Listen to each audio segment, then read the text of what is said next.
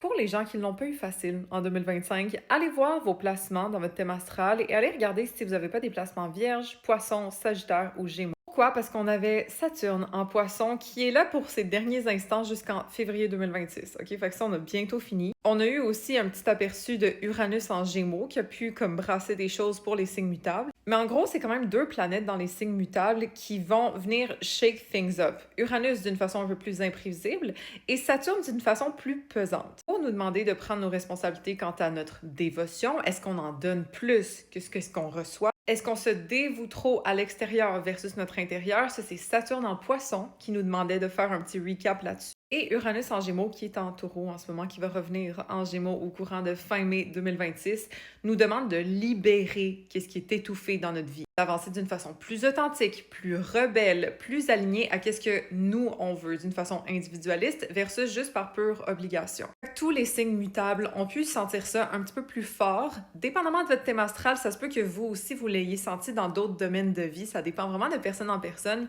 Et ça, on peut le voir dans un rendez-vous de 1 heure. Si jamais ça vous intéresse, c'est dans mon lien en bio. En gros, dès février 2026, le poids de Saturne en poisson, qui était nécessaire en passant pour nous apprendre à mettre nos limites au niveau émotionnel, au niveau spirituel, au niveau dévotionnel, il va s'en aller. Il va rentrer en bélier. Et là, c'est les signes cardinaux qui vont peut-être rusher un petit peu, mais simplement pour apprendre à plus s'affirmer, plus prendre sa place, plus prendre de risques. Donc, c'est pas exactement le même genre d'énergie. Saturne en poisson est plus pesant au niveau émotionnel. Saturne en bélier est plus pesant au niveau de notre courage d'affirmation. Ça, c'est à venir, mais je vous en reparlerai de toute façon. Pour tous mes signes mutables, sachez qu'à partir du printemps 2026, ça devrait mieux aller pour vous. On va avoir la dernière saison d'éclipse à ce moment-là et ensuite Saturne va entrer en bélier. Ce sera différents challenges.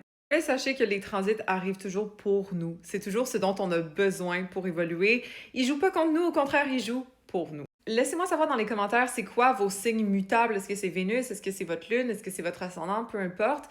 Et puis, qu'est-ce que vous avez vécu cette année? Et puis, follow pour plus d'astro.